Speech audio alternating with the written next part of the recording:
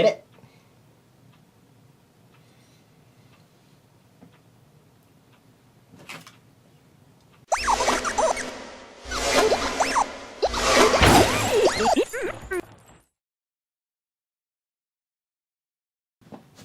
Hello, welcome to episode 4 of the Tinkerbot. My name's Bevan Clatworthy, and today I'd like to discuss a new design that I've come up with called Spoonicorns.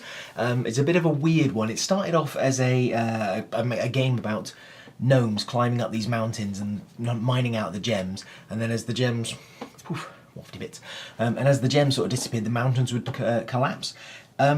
It's one of those weird ones where I started with a mechanic rather than a theme. I'll just do a very, very quick sort of overview of what happens in this version of the game.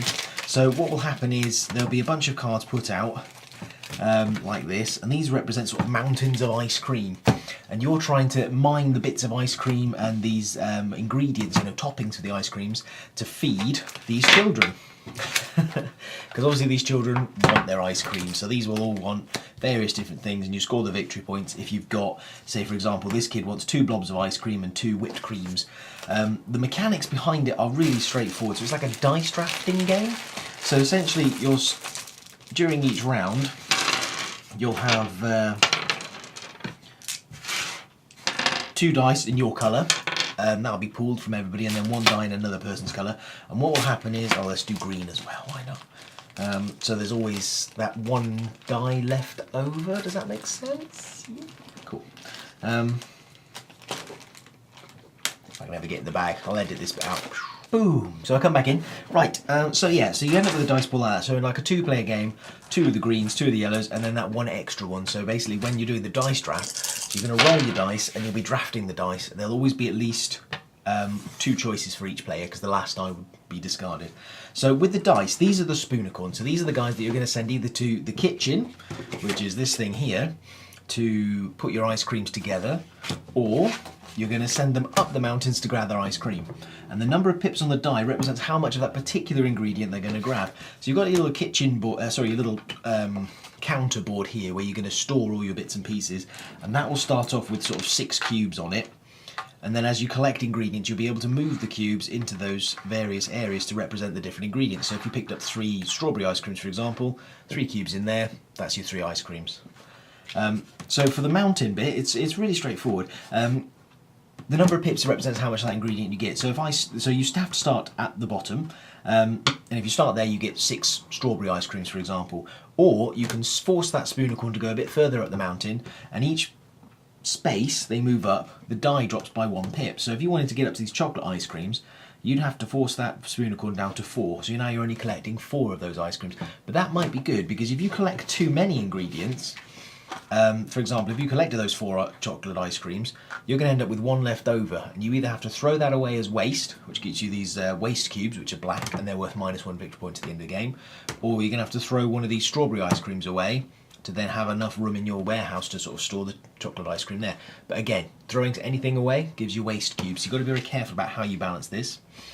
Subsequent players, however, can start from where your die was. So basically this little Spoonicorn set up a little base camp, and now that can be the new start space for green, for example. They might, the next player may choose this die and go 5, 4, 3, 2, 5, 4, 3, 2, and gather 2 of these, what do you call them? 2 whipped creams, and basically they've saved themselves this bit of journey, so they can get themselves a little bit higher up the mountain.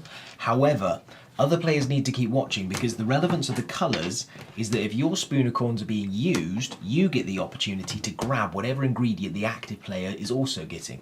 So for example, if the green player did use the yellow to start from, went all the way up there and got themselves 2 whipped creams, yellow has the option to grab a whipped cream as well if they want to. So they could just whipped cream as well.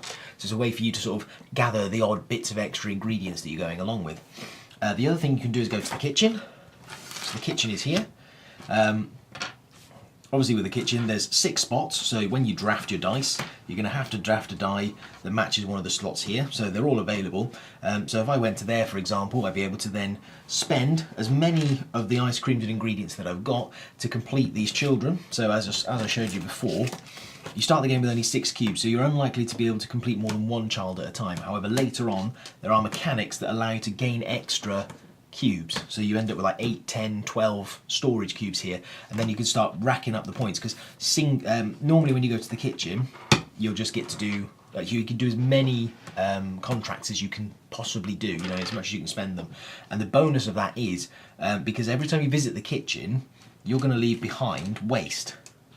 Kitchen's getting dirty. And in subsequent rounds, anybody who wants to then go to that spot, if they go there, they first have to collect a waste cube, which, as I said before, is -1 victory point, and then they can do the kitchen action. And then they will also increase the dirtiness of that kitchen, so it starts to build up and build up and build up. So you want to be as efficient as possible with your actions here and here to make sure you're visiting the kitchen as little as possible, but completing as many contracts as possible. As I said, if you complete the contracts, you'll get the victory points at the top. But if you use the, you can see down here, some of the kids have a preference for a certain type of ice cream. So for the example, this kid here, if you complete him, you can use any type of ice cream you like. However, if you do it all with chocolate ice cream, you get +1 cube at the end. So you can add an extra cube from your store. So normally you start with 6. Now I've got 7 cubes to play with, which is, you know, a way to build up efficiencies across the game. And then the other various kids do different things. Oh, that one's a defunct mechanic that's been removed. That's 2 cubes there you can gain there. This one is possibly coming out, but this was basically for the rest of the game. You have a free chocolate ice cream, so any kid requiring chocolate ice cream to complete their recipe required 1 less. But I think that's going to have to come out. Oh, and you can also use, some of the kids will just take the waste with them. Happy kids, put it in their pockets, I guess. So that's the basics of it. Recently I've been sort of tinkering with some mechanics, because the problem I encountered immediately was that it's all open information. So all you kids are sat at your counter.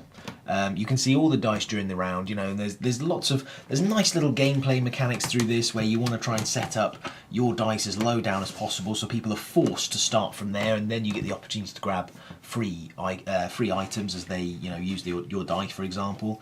There's also ways to kind of load the mountain, so at the end of each round, the mountain with the most pips on it will then collapse and a new mountain will come out.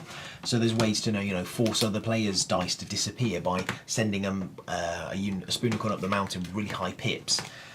You collect loads of ingredients, which may be good or bad for you, but it also means that mountain collapses, and the player who's got their dice sort of stacked on there, they lose some of their advantages. Yeah, so it was creating some very lovely gameplay elements like that, but as I said, it was very dry. There wasn't, everything was perfect information, and with a quirky theme, like, you know, Spoonicorns, essentially these crazy little unicorns with spoons for heads, it just felt a bit, yeah, as I said, dry, a bit boring. So, the reason I'm doing a vlog today is because I want to sort of highlight the element that added a bit of extra stuff. So, I don't know if you guys have played Sagrada. There's a fantastic mechanic in Sagrada where you can, behind this guy, where there's these tools. So during the course of at the beginning of the game, the difficulty of the window dictates how many of these sort of little beads you get, and you can spend the beads to use tools, and the tools allow you to break the rules of the game by essentially doing things like putting the same number next to each other or the same colour next to each other, which is like something you normally can't do, or rearranging or changing the faces on the die so they're, you know, a bit more comparable to what you want. So I thought, why not just sort of push my way into the theme a little bit more and come up with these rather cute little Spoonicorn cards. So essentially the idea behind these is that if you ever draft a 6, you've got the option to do the normal stuff, kitchen, go up the mountain, or you can activate one of these Spoonicorn powers. So these Spoonicorns who've got superpowers, and they can be activated to do some extra crazy bonus thing. And as you can see, there's these cute bits of artwork. There's a 6 in the top to remind the players, and then they'll do things like this one, for example, swap all of one ingredient you have for another, so you can move your ingredients around on your board. Oh, this guy turned out to be broken because it didn't matter, because you can complete things from the queue anyway. But that one was going to be changed. The dab, discard any number of resources without taking waste. So you can just sort of throw as much as you like away and then, you know, restock again. Or remove a dice from the mountain, gain up to 3 of the ingredients under the dice. So this is a way to, if you can see one of your opponents has got a nice juicy die right there and you want strawberry ice cream, you can go, actually, ping, your die comes off, so they lose that advantage, and then you also get 3 of the strawberry ice creams that have just been revealed. And as I said, the main reason for doing it is purely to throw a bit of variety, a bit of spanners in the works and extra decision making. At the moment, this is how they're working. You draft a 6 and then you can use it. I am considering creating sort of a few more, maybe like 12 different powers, and everybody starts the game with 2 in hand, and you can draft, do the same thing. If you draft a 6, you get the opportunity to play a card from your hand rather than go up the mountain or fiddle around with the kitchen. I'm not quite sure how that's going to work yet.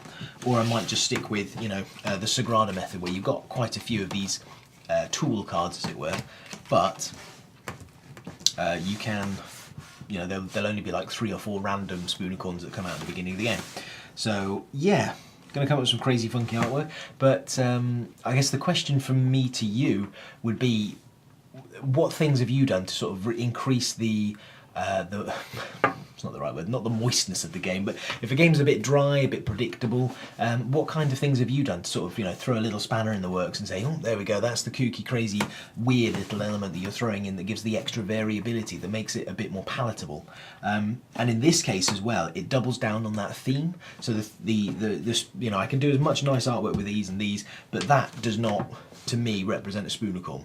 It's a die, you know, mechanically it's a die, it's very themeless and dry. This will then double down on that theme. So suddenly a 6 is a super powered Spoonicorn who's doing something really cool. He's climbing up that mountain with his little spoon for his head, you know, doing the thing and doing something crazy, like he's just rearranging all the stuff in your kitchen without creating any waste, you know, through some wizardry. Yeah, so that's basically where I'm going with that.